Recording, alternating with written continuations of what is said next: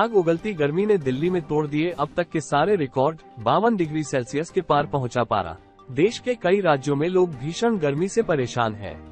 दिल्ली के मौसम विभाग ने आज शहर में अब तक का सबसे अधिक तापमान 52.3 डिग्री सेल्सियस दर्ज किया है।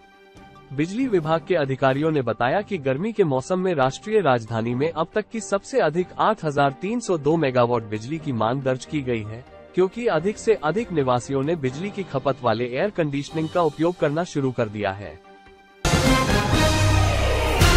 हीरो होंडा फ्लाईओवर क्षतिग्रस्त, एहतियात के तौर पर एनएचएआई ने बंद की एक लेन। भारतीय राष्ट्रीय राजमार्ग प्राधिकरण एनएचएआई ने यहां हीरो होंडा फ्लाईओवर के एक हिस्से के क्षतिग्रस्त हो जाने के बाद एहतियाती तौर पर एक लेन पर यातायात बंद कर दिया है। अधिकारियों ने ये जानकारी दी। एक अधिकारी ने बताया कि 20 मीटर के क्षतिग्रस्त हिस्से के कारण किसी भी हादसे को टालने के लिए एनएचएआई के 6 कर्मियों को तैनात किया गया है। दिल्ली में पानी की बर्बादी पर 2,000 रुपए का कटेगा चालान, जल बोर्ड की 200 टीमें करेगी निगरानी। दिल्ली सरकार ने बुधवार को दिल्ली जल बोर्ड डीजेबी को पानी की बर्बादी पर 2,000 रुपए का जुर्माना लगाने का निर्देश दिया। ये कदम ऐसे समय उठाया गया है जब दिल्ली में पानी की गंभीर कमी हो गई है।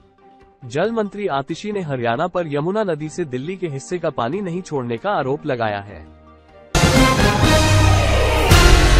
दिल्ली में गर्मी से बुरा हाल, टूटा बिजली मांग का रिकॉर्ड, 8,300 मेगावाट से ज्यादा पहुंची डिमांड। देश की राजधानी दिल्ली में गर्मी के सारे रिकॉर्ड टूट गए हैं। दिल्ली के मौसम विभाग ने आज शहर में अब तक का सबसे अधिक तापमान 52.3 डिग्री सेल्सियस दर्ज किया है। इस बीच गर्मी बढ़ने के साथ बिजली की मांग भी बढ़ रही है।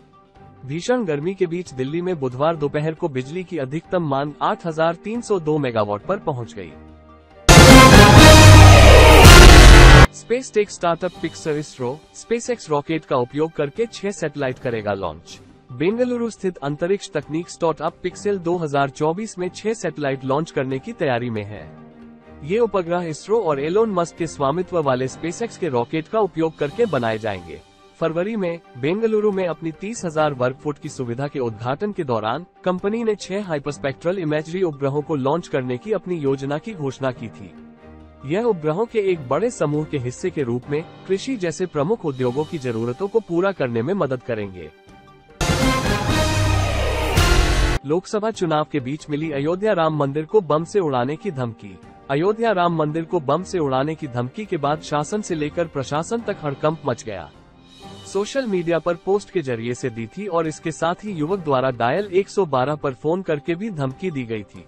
पुलिस ने पड़ताल की और धमकी देने वाले के घर तक पहुंचकर आरोपी को गिरफ्तार कर लिया है। जांच करने के बाद पता चला है कि धमकी देने वाला किशोर है और वो मानसिक रोगी बताया जा रहा है। किशोर की दादी को भी हिरासत में लिया गया है। परिवार के अन्य लोगों की जानकारी भी जुटाई जा रही है। चौथे दिन औंधे मुंह गिरा शेयर बाजार, निवेशकों के डूबे इतने लाख करोड़ रुपए। लोकसभा चुनाव के परिणाम से पहले शेयर बाजार में बिकवाली हावी है। बुधवार को लगातार चौथे दिन शेयर बाजार में भारी गिरावट रही। बीएसई सेंसेक्स 667.55 अंक टूटकर 74,502.90 अंक पर बंद हुआ। वहीं एनएसई निफ्टी 183.45 अंक टूटकर 22,704.70 अंक पर बंद हुआ। 4 दिनों में निवेशकों को 5 लाख करोड़ से अधिक का नुकसान हुआ है।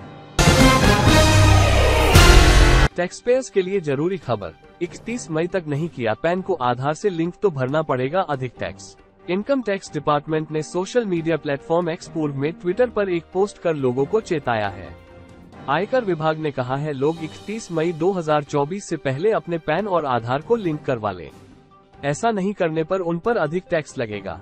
31 मई तक पैन को आधार से लिंक करने से यूजर्स आयकर अधिनियम 1961 के सेक्शन 206 AA और 206 CC के तहत higher tax deduction tax collection से बच जाएंगे।